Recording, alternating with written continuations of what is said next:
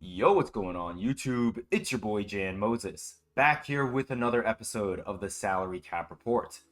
In today's episode, we're going to be covering what I believe is the most significant single change made to the salary cap game mode to date this year. Not just in Season 6, but for the entirety of NBA 2K25. We're then going to be covering a few of the prime players who I think may be valuable for you guys when you're lineup building for round 2, which just started just about 20 hours ago or so. We're then going to cover some of the salary changes, as those of you guys that have been watching the series, especially recently, might have picked up on.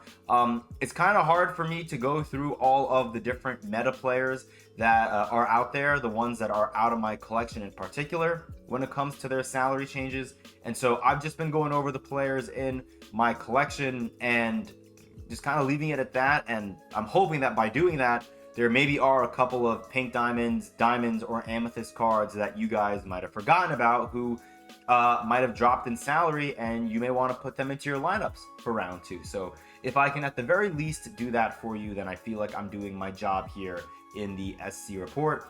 And then we're going to end with a couple of packs. Nothing all that exciting when it comes to that. I don't think we have anything higher than diamond and deluxe packs. So we'll just fly through those at the end of the video. But I do want to start by talking about the major change that I alluded to at the top of the video before we get into those prime players. And you can see it on the screen right there where it says salary cap. We are now at a cap of 26,500.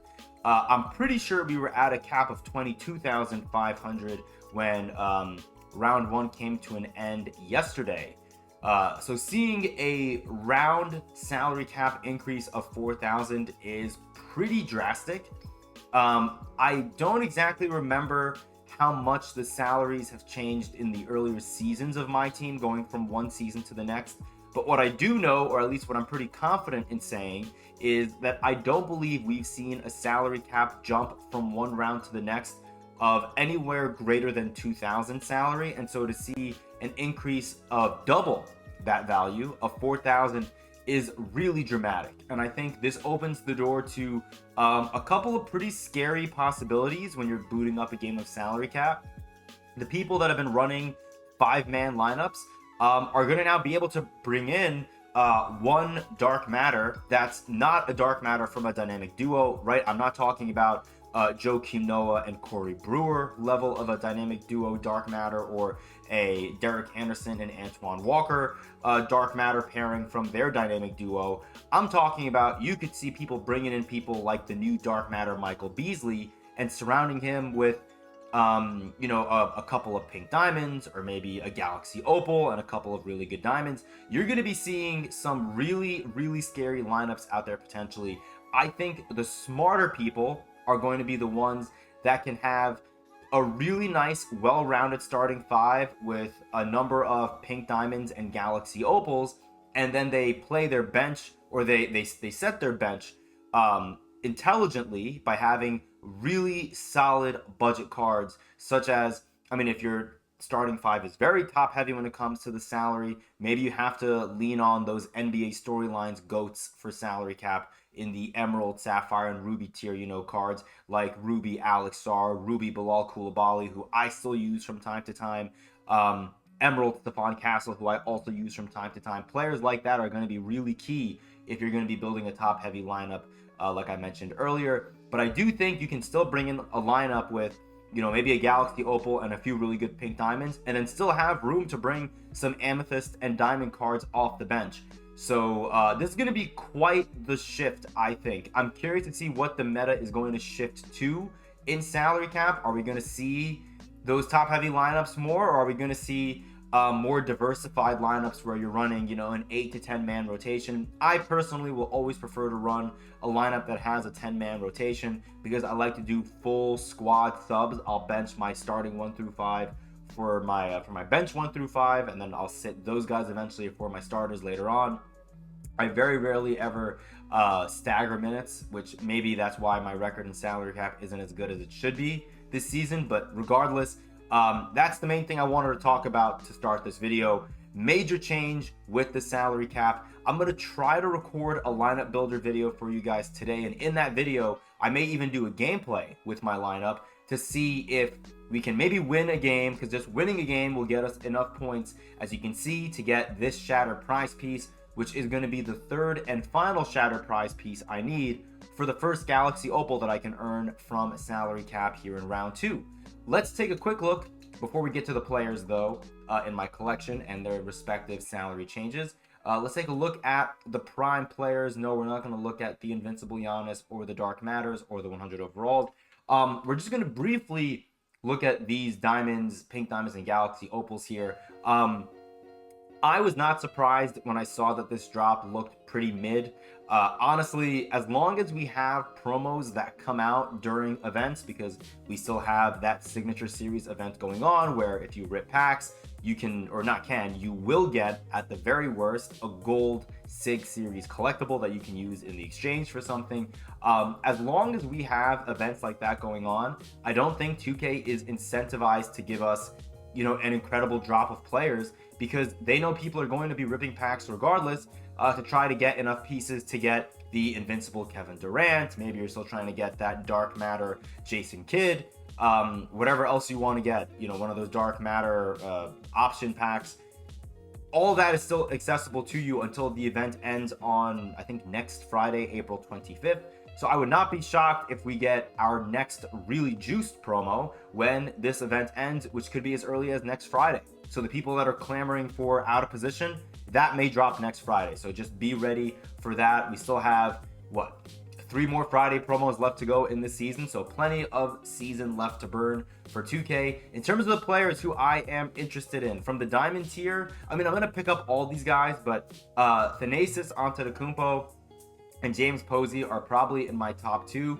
James Posey, I've had his Ruby Gems of the Game card basically all year. I've had him since October, and I love that card. Whenever his salary is down to 800, I try to find a way to bring him into my lineup.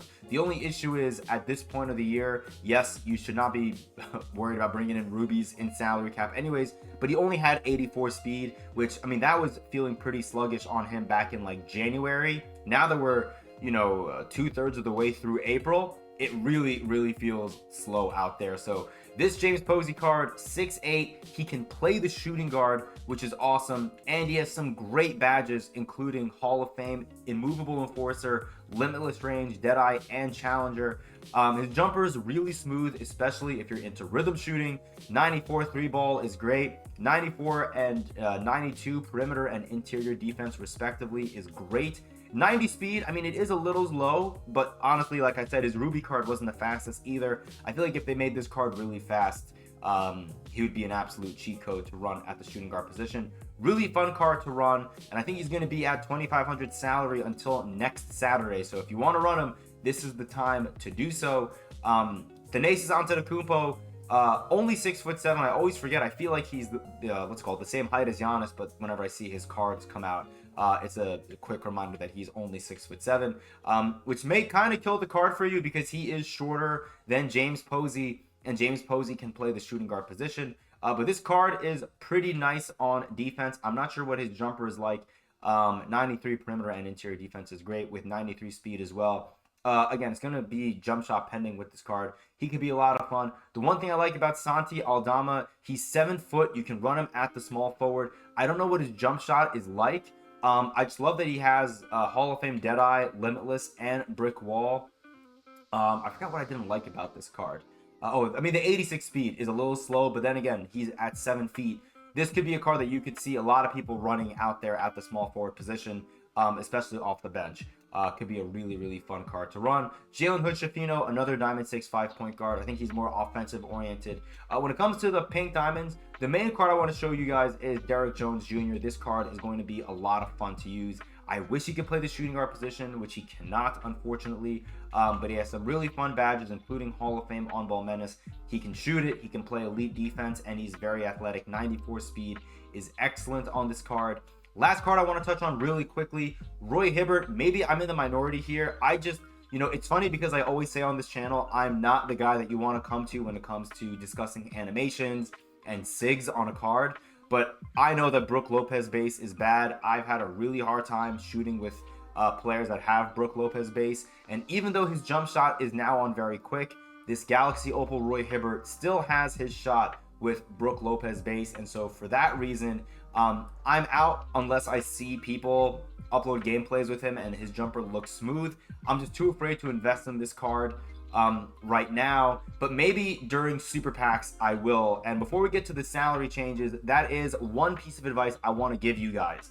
A lot of the cards that I've been talking about, and everyone else has been talking about, to be fair, for you guys to consider picking up during the super pack market crashes, cards like Pink Diamond Dr. J, Pink Diamond Michael Beasley, Pink Diamond LeBron, even Pink Diamond Victor Wembanyama. All these cards have now become infinitely more valuable in salary cap, given the salary cap bump up to 26,500 salary.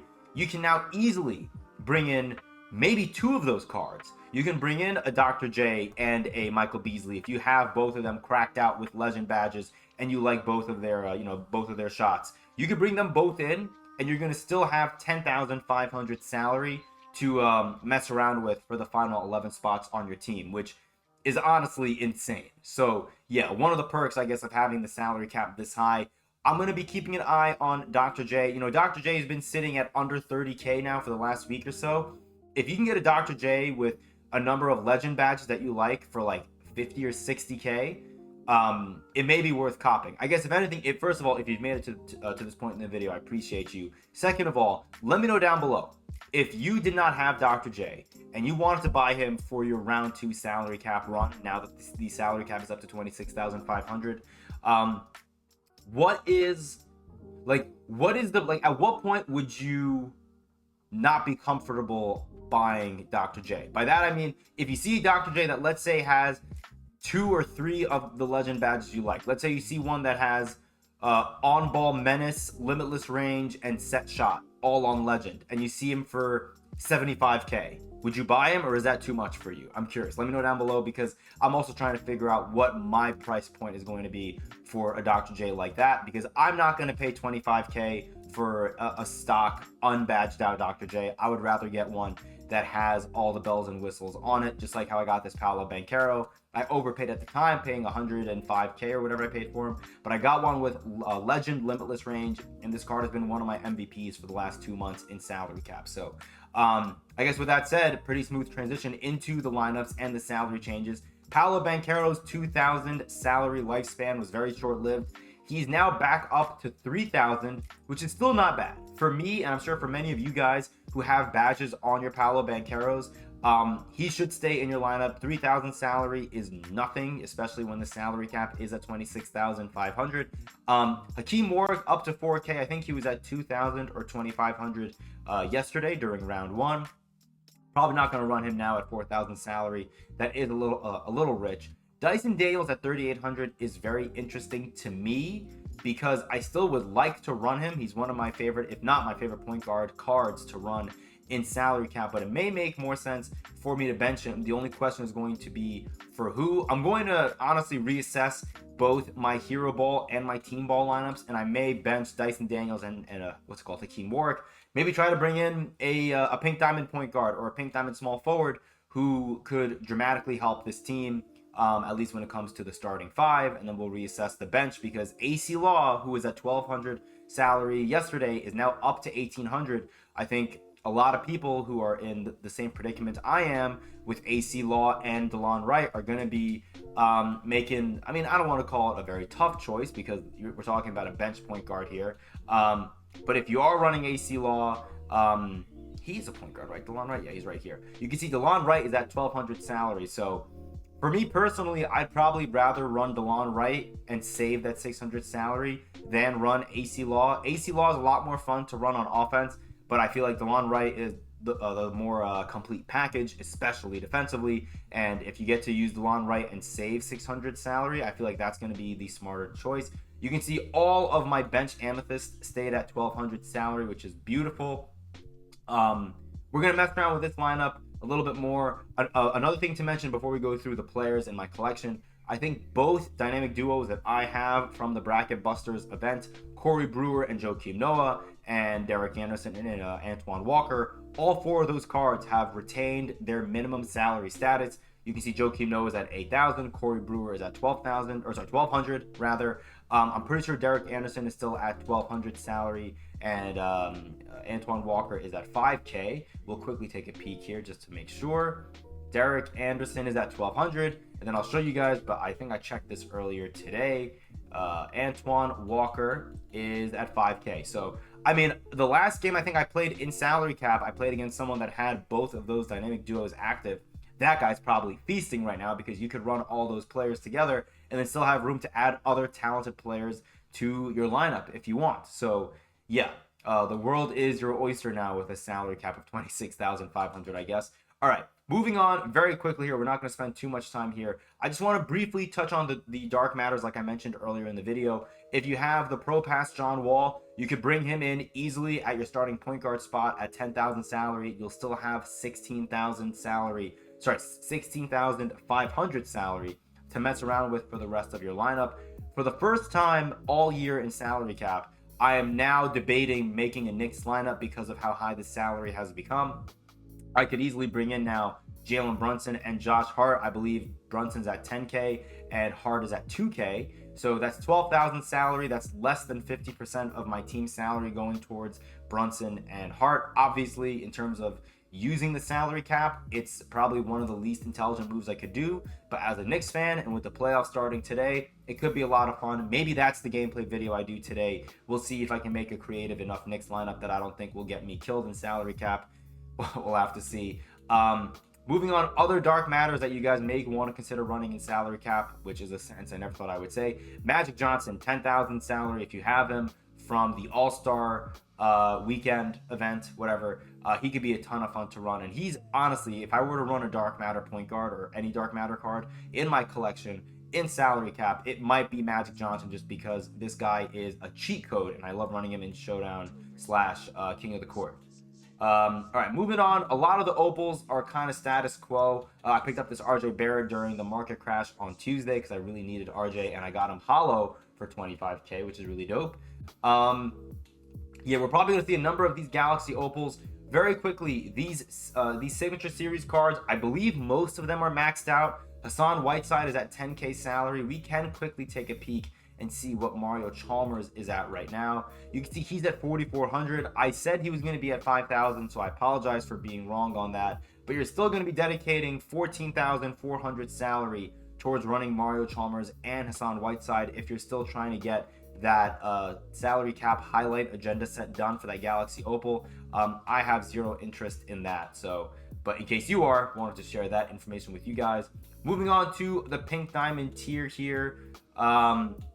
Nothing really too much of note. I don't really see a lot of changes here. But I think a lot of these Pink Diamonds that are at 5,000 salary, these are cards you may want to bring into your lineups. Cards like Robert Covington, who may be the best wing defender in this game, only at 5,000 salary still. Same thing with Jonathan Bender. He's a card who I'm considering bringing in if, as I mentioned in my Hero Ball lineup, I want to bench Dyson Daniels and Hakeem Warwick to bring in a Pink Diamond that I think could make a difference for me. Might be Robert Covington, could be Jonathan Bender. That Pink Diamond Bilal Coulibaly is always a lot of fun to run. Stephon Castle, if I were to run a point guard, in the Pink Diamond tier, it would probably be him, I believe. Maybe him or Jalen Suggs, I guess, if Jalen Suggs is still at 5K. I don't know if I passed Jalen Suggs. If I did, I don't really care. Let's see. Anyone else here of note? What's it called? Exum. Also, tall point guard. I think he's, 6'6", and he's 5K salary. LeBron still at 8K salary. I'm assuming the same for Michael Beasley's Pink Diamond and Dr. J. MJ's down to 5K. That's kind of cool, I guess. Dante DiVincenzo, actually, I may bring him in just for the vibes. Eddie Curry's probably going to be the center you guys see the most often currently in round 2, given the salary cap increase and given the fact that he's still at 5K. Whereas, okay, there's your Jalen Suggs. Whereas I think Khalil Ware is still, unfortunately, at 8K salary. Let's take a look. Yes, Khalil Ware is still at 8K, which is rough. Moving on to the diamonds, if I were to bring in another diamond from the Bracket Busters event instead of Hakeem Warwick, it would probably be Sheldon Williams. This card is also an absolute demon, and he's 1,500 salary less than Hakeem Warwick currently. A lot of these diamonds are still at 2,000 or 2,500, which is great. Jack Sigma's been at 2,500 for a while. If you want to bring him in, you could easily fill out the rest of your starting five, more than likely with pink diamonds and maybe one Galaxy Opal card if you wanted. Jalen Green, still 2,500, is not bad value at all. Russ is at 3,000, and I believe I always love seeing Josh Hart at 2,000. But I believe Russ is at 3,000, and I think Tyreek Evans is also pretty expensive still. Let's take a peek at Tyreek Evans. Winslow. I've seen a lot of people running Justice Winslow. He may be a diamond point guard that I consider running if I like his jump shot. Gotta try it out. Michael Carter-Williams and Marcus Smart are both at 2K, which is nice to see. I feel like those two cards' salaries are always in lockstep with one another. Whenever one of them go up, the other one will also go up, and then when one of them goes down or does not change at all, the other one does. I can't English right now. Sorry, I've not had my coffee. The other one goes down or does not see its salary change at all. Some of these fan favorite cards are still cheap. Dean Wade, another card I want to run in the diamond tier. I lied about Tyreek Evans. He's at 4,000 salary. Oh my God, so hot. Holy moly, that is a very high salary. Unfortunately, Tyreek Evans will not be seeing any playing time for us. I don't believe there's anyone else I really want to talk about here in this tier. Let's take a quick look in the Amethyst and see if anyone gone up besides AC Law in the Amethyst tier. I want to say no. When I looked, I didn't really see many major changes. Jared Vanderbilt's going to be this expensive for a while, unfortunately, because of that duo with Rui Hachimura, which, it is what it is, unfortunately, at that point. Kenneth Free, still at 1,200, is really nice.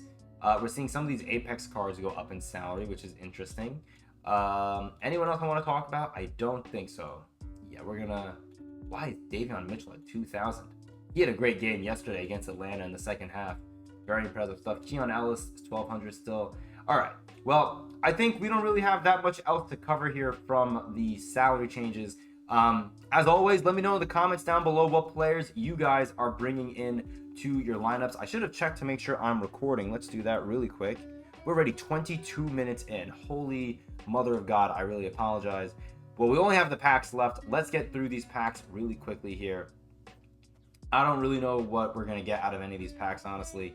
A Heroic Super Pack, we don't even get a shake out of it. We get Amethyst Nas Reed, who I believe I already have unsellable, right? I do. Are there any exchanges that are worthwhile for Amethyst? The answer is no. And so we will just quick sell everything. Funny that we got JJ Redick, the coach of the Lakers, and Nas Reed. The Lakers and the T-Wolves play later on tonight. We get another duplicate, Inevitable Quentin Grimes. This kind of sucks because the one I have is hollow, and he's in an exhibition, I guess. So we're gonna just quick sell. Not a big deal. All right, moving on. We'll save those for the end. Any more of these deluxe packs? I think I have two more, right? Yes, we have these two. Radioactive Deluxe and Unlimited Deluxe. Part of me wanted to do the quick open for them to see if we got lucky, but it is what it is. It's fine. I figured we would just get Amethyst anyways, like Nikola Topic. Now, is one I have sellable? He is, which is really nice. So we're going to put that one into the auction house. Last deluxe pack, or last regular deluxe pack, we have a fan favorites 92 plus deluxe, which we're going to open up soon. Last deluxe, another Amethyst. We get Jalen Tyson. I believe the one I have is hollow. He is, and so I'm going to keep that one and just quick sell this one for 800. Because I can only sell those for so much. MT doesn't really matter. I'd rather have the sellable ones anyways. I'm not going to open up a 90 plus premium on this video. Let's get these diamonds out of the way. Final couple of packs. Appreciate you guys rocking with me, man. At this point, I've just given up on making these videos shorter. I just don't know if I can stop myself from yapping and going over everything. Eastern Conference, 97 hands. Who is this? Cavs power forward? We get Danny Ferry. That's cool. What about those hands make it a 97? Do I even want to know? I don't want to know, actually. All right. Final two packs of the video here. Will we get another shake out of either of these two packs? We get another shake out of this one. I'm assuming this is going to be another one of those Tuesday promo diamonds. Because I have a good number of the diamonds. Western Conference, 87 driving layup. Who is this? Small forward on the Nuggets. Oh, we get Danilo Gallinari, New York Knicks legend. Cool. I'll take that. All right, final pack. Will we get a shake out of this one? I mean, probably not. I think we have all the diamonds now from this collection, and we do. Who do we get? We get Poku. I think I bought Pokushevsky, right? I did, so I can sell this one back. Cool. All right, well, there you have it. I don't really have anything else I think I want to talk about or open up pack-wise. So yeah, that's all I have for you guys. We're going to work on the lineups real quick. I may do a gameplay video for you guys. We shall see. I'm kind of dreading doing a gameplay because of how sweaty it might be out there in the salary cap streets, but I want to at the very least do a gameplay and then maybe open up that pack for you guys. So we'll see. Appreciate you guys. Until next time, I'll see you later. Oops.